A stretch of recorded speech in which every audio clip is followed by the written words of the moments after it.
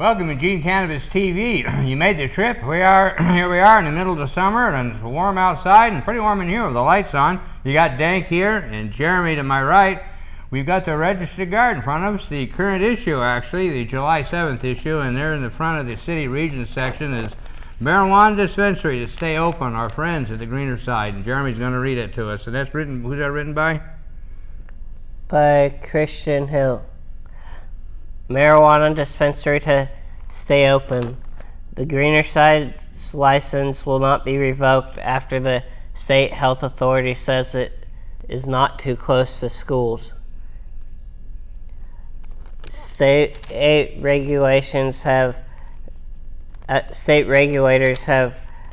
dropped their effort to shut a medical marijuana dispensary down in downtown Eugene. Regulators decided that a complaint that the dispensary was too close to a school was not valid. It was the first time the Oregon Health Authority had sought to revoke the operating license of a dispensary since state officials began issuing them in March. The greener side at 1553 Oak Street appealed after the state agency notified it in an April 9th letter that it would revoke its license. The agency received an anonymous email saying the dispensary was operating within 1,000 feet of a school in violation of state regulations, spokeswoman Karen Fish said. A letter to the editor published in the Registered Guard raised the same complaint. The letter and email had similar wording, Fish said. The Oregon Health Authority moved to revoke the license after its employees verified the proximity claim.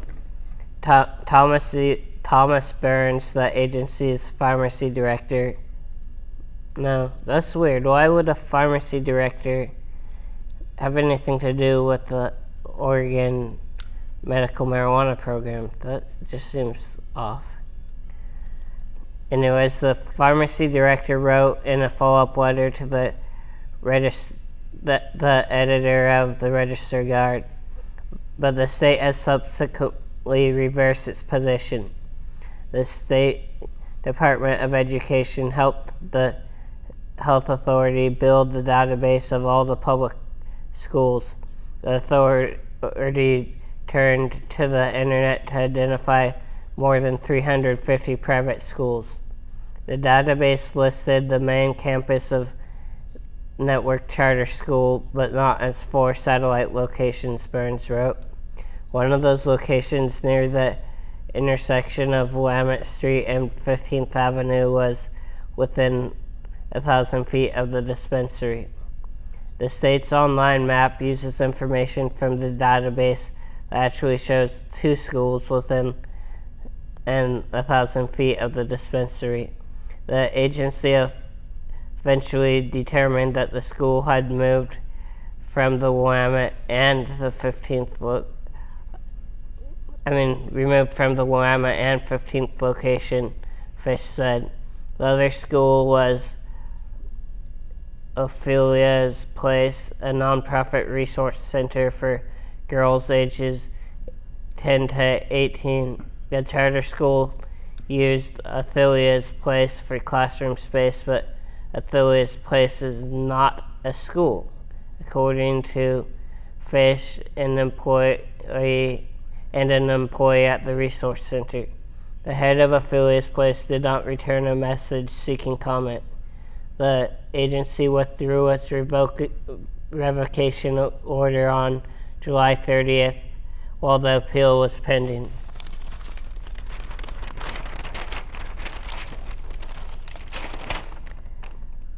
Fish said that particular location appears to be in the clear for the greener side, Fish said. An employee at the greener side referred questions to the firm's lawyer, who did not return calls or email.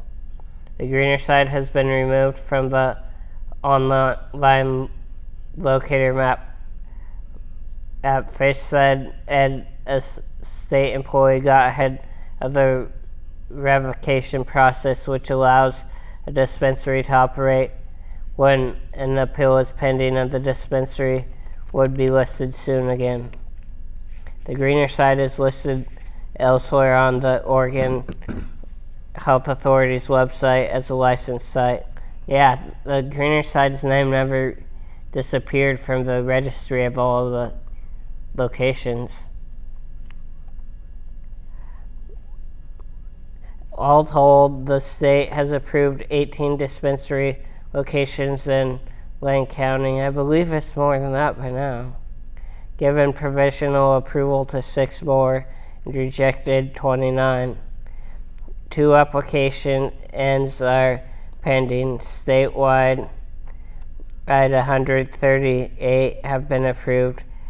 51 have been provisionally approved, and 184 have been rejected. 44 still pending statewide. I believe that there's more than 18 just in Eugene that have been approved. I don't know. I think last time I looked it was 20 something. Yeah. Like 22 or something. Yeah, it's they're just scattered around. I mean, there's even one in Dexter and Veneta. Yeah, there's one in Grove. Dexter where the liquor store used to be. Yeah. You in that one too? No, I've heard about it though. Yeah, that's pretty close to where I live. I haven't made it there yet. My Leafly app isn't working. Are you using your Leafly app? Yeah. Mine isn't working for some reason, and I removed it and reloaded it, and it's still acting exactly the same. It says that there's nothing in my range, and I know there is. So I don't know. That's weird. Do you want to do that other story too? Yeah.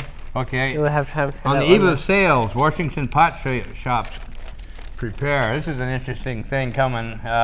More store licenses are expected to be approved today, while growers struggle to supply shops. By Gene Johnson, the Associated Press. Seattle, with the clock ticking down to the start of legal weed sales in Washington, store owners are hoping to start selling on Tuesday. Store owners that are hoping to start selling on Tuesday are consumed by the details as they try to make sure there's pot on the shelves. Yeah, well, that's a big thing to be worried about. At Cannabis City, the only recreational marijuana shop that's ready to open in Seattle, owner James Lapthrop has hired an events company to provide crowd control, arranged for a food truck, and free water for those who might spend hours waiting outside, and rented a portable toilet. He can only hope his initial 10-pound supply is enough to stone the multitude, and says as he may limit purchases to ensure everyone can go home without at least a 2-gram package of history. 100 miles to the north, John Evich is trying to figure out how to get the marijuana to his store in Bellingham quickly once it's approved for a license, which should happen today. He's considered everything from loading the pot onto his commercial crab boat and rushing it across the Puget Sound to renting a helicopter. 1 year and 8 months after voters in Washington and Colorado stunned most of the world by legalizing marijuana, the sale of heavily regulated and taxed cannabis begins here this week. That's weird that it took them that long. I thought they had like a maximum of a year. With the first few weeks stores opening in amid talk of high prices, shortages, and rationing. Sales began in Colorado at the start of the year.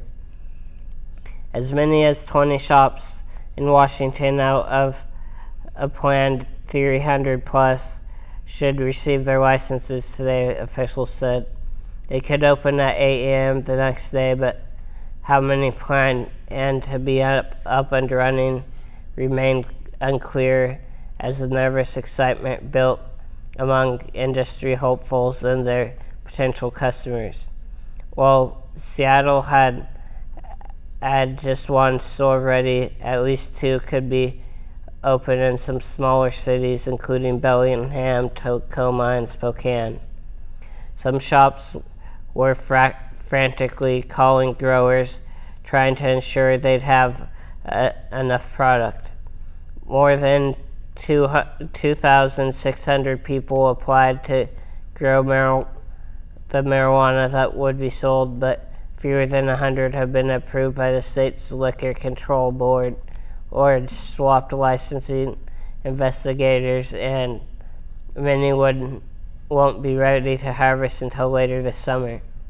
Even those who have already made agreements to buy the marijuana at exorbitant prices in many cases weren't sure when it would arrive.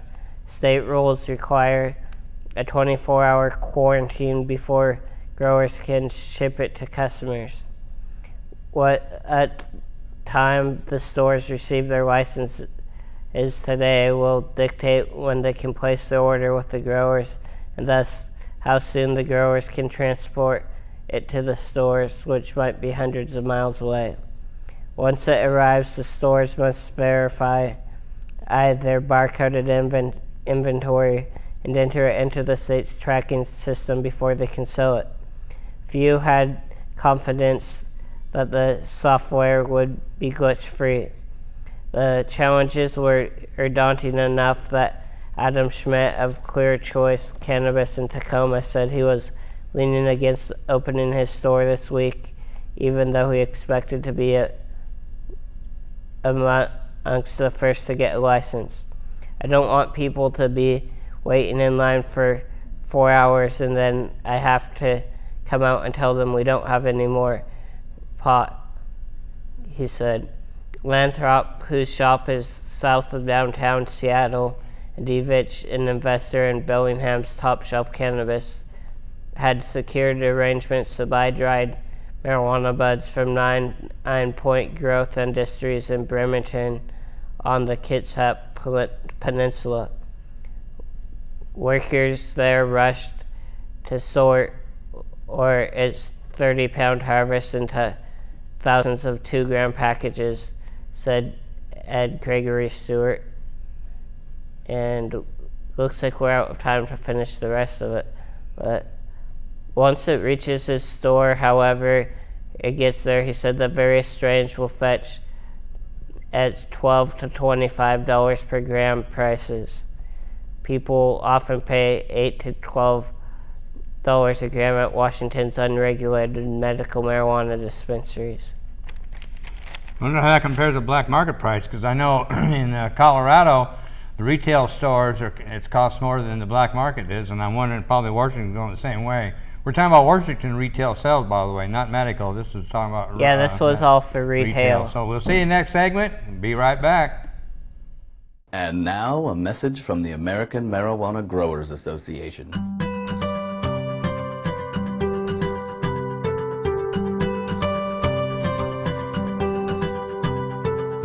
Hi, I'm a farmer, and I work hard every day to grow high-quality marijuana, the biggest cash crop in these United States. I'd like to thank you for your support of U.S. marijuana policy. Because marijuana is illegal, I don't have to pay taxes.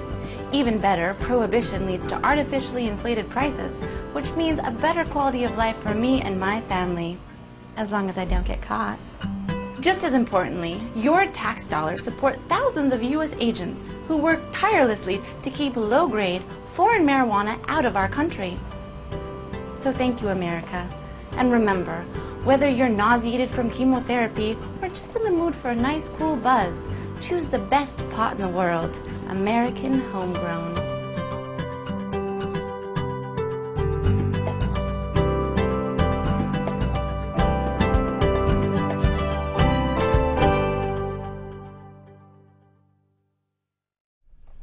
Welcome back to the second half of Eugene Cannabis TV. We're sitting here and sweltering in the heat. Not only the hot lights from the studio, but it's hot outside too. So Anyway, we got another quick segment here, and we'll have some news for you, and we want to update you on the Emerald Empire Hempfest.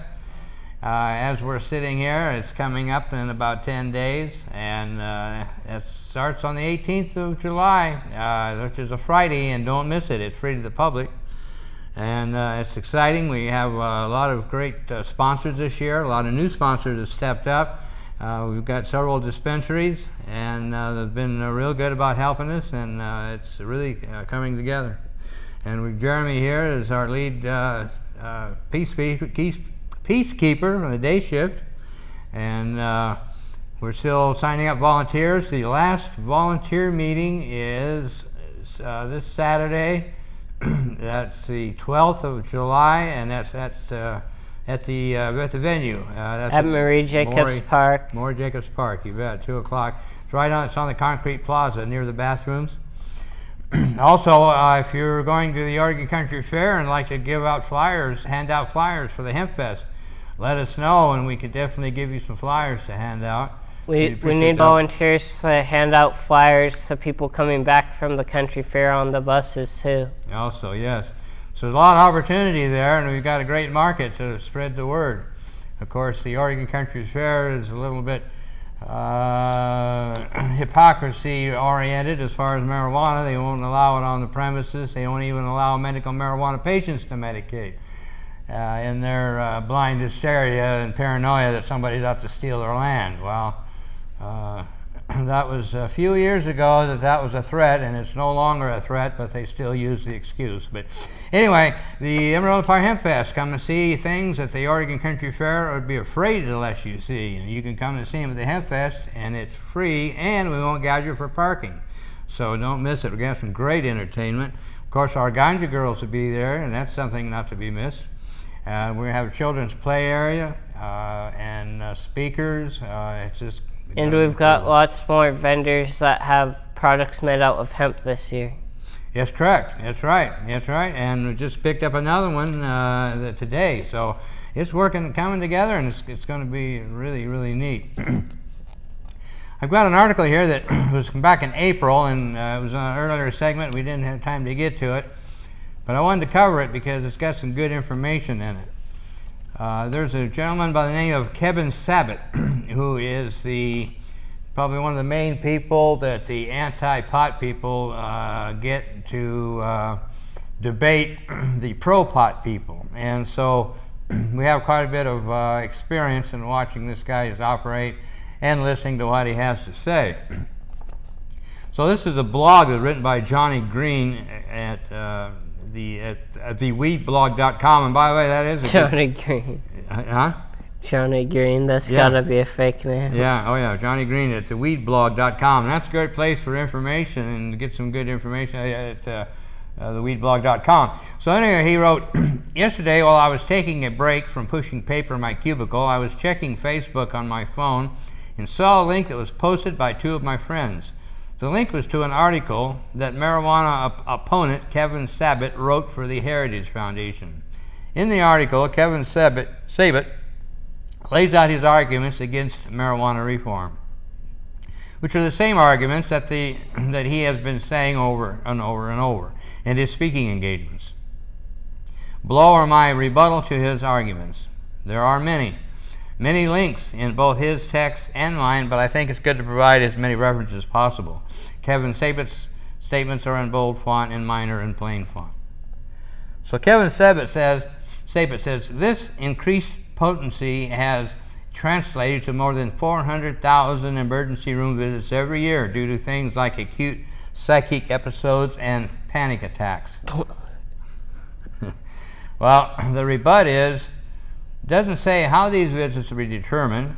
Did they literally ask the question, are you here because you're having a psychic episode or panic attack due to smoking marijuana? Exactly. Or did they see that the person was there for a psychotic episode or panic attack, ask him if they had smoked marijuana the last month, and then made the leap that the two are directly correlated? Did they take into account people's past mental health history? It's impossible to accept a statistic like that at face value. Sure, it sounds good when you're trying to spread propaganda, but anyone who is smart is going to want to know more. Another Kevin Sabet statement. Mental health researchers are also noting the significant marijuana connection with schizophrenia. And educators are seeing how persistent marijuana can cause blunt academic motivation and significantly reduce IQ by up to 8 points, according to a very large recent study in New Zealand. Add to these side effects, new research now finding that even casual marijuana use can result in observable differences in brain structure, specifically parts of the brain that regulate emotional processing, motivation, and reward. Indeed, marijuana use hurts ability to learn and compete in a competitive global workplace. And the rebut is, after reading Kevin Sabet's claims, make sure to also read this Harvard study, which found that marijuana does not cause schizophrenia. And for another worthy read, check out this study that found that marijuana actually helps those suffering from schizophrenia. As far as how marijuana affects the brain, check out this article by Paul Armentano of Normal. If you read that article and still believe Kevin Sabet's claims, you should probably see a doctor about your own mental health. Marijuana use does not hurt our ability to compete in a global workplace. For evidence of that, you should read an article at Huffington Post, which offers up numerous examples of people that are extremely successful and consume marijuana. Another Kevin Sabet quote, additionally, marijuana users pose dangers on the road, despite popular myth. The rebut is, this is a favorite argument for marijuana opponents. They act like there will be a small army of stone drivers on the road the instant that marijuana is legalized. To debunk this claim, I offer up an article that lists numerous links showing that marijuana and dangerous driving are not associated. A link to a video by Russ Bellevue breaking down how the stoned driving claims are false, and a link to a Time article highlighting how medical marijuana laws lower traffic fatalities in the states that pass them. The only myth being spread around here is that marijuana reform results in a crisis on public roads, which is clearly not true.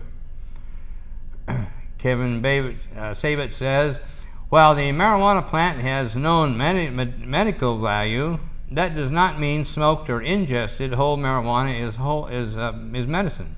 This position is in line with the American Medical Association, American Society of Addiction Medicine, American Glaucoma Foundation, the National Multiple Sclerosis Society, and American Cancer Society. The rebut, if something has medical value, how is it not medicine? Marijuana or otherwise. If marijuana is not medicine, then why does the federal government have a patent on it? Why does the federal government supply smokable marijuana to 4 patients every month, and has been for many, many years? What about the people that use medical marijuana and successfully find relief? Are they liars? The National Epilepsy Foundation has called for increased access to medical marijuana. The American Academy of Neurology has endorsed medical marijuana, and a survey of 1,446 doctors from 72 countries found that medical marijuana is an effective treatment for breast cancer patients. To say that marijuana isn't medicine is a slap in the face of science, logic, and compassion. That's a good point. I often told people that they'll say, "Well, the word anyway. It's all in their head, I tell, hey, the medical patients that I've talked to, I dare you to tell them that it's all in their head." Kevin Sabet says, but legalizing marijuana will not make a significant dent in our imprisonment rates. That is because less than 0.3% of all state prison inmates are there for smoking marijuana. Moreover, most people arrested for marijuana use are cited with a ticket. Very few serve time behind bars unless it is in the context of a probation or parole violation. The answer to that, there is quite a bit of debate as to how many people are serving prison sentences for marijuana-only sentences. However, I would ask the question, why is anyone serving jail time for a marijuana-only offense? Exactly. 3/10, 3.10, 33.3. Does it really matter? No jail bed should be reserved for a marijuana offender when so many dangerous, violent criminals go free due to the lack of jail space. As Dan Quayle was quoted as saying, we should think about decriminalizing our nation's marijuana laws and go after the real menaces to society, the rapists and the murderers. Yeah, if even Daniel Quayle can figure it out, my gosh. That's the one who was the vice president who said that. Yeah, interesting. The punishment simply doesn't fit the act, whether it's 1 day or, in the case of Jeff Mizanski of Missouri, a life sentence. To claim that most people just get a ticket is just plain wrong. Some people get tickets, but others get misdemeanors and felonies. Most lose their driving privileges for a time. Most lose their ability to get financial aid in college. Many lose their right to own a firearm. In case of a close friend, he couldn't even coach his son's soccer team because he had a felony. And let's see, how's that right? Getting the scarlet letter for a marijuana offense is far from simply getting a piece of paper instructing you to pay a fine. It can and often does ruin your life. How is that okay, Mr. Sabat? So there's some kind of rebuttals of arguments that we hear, and that gives you some ammunition to educate back, as I like to say. But so anyway, legalization is coming. Register to vote. That's a big push now. Register to vote. Get everybody around you, associated with you, get them to register to vote. Be nags, because people that say, oh, I don't participate, it doesn't do any good, well, now is your chance. You can actually help get legalization in. So many people say, well, why don't we do it? Well, we have done it. It's going to be on the ballot, so now it's your turn. So register and vote. And vote. So anyway, we'll see you next week. DanK and Jeremy saying bye.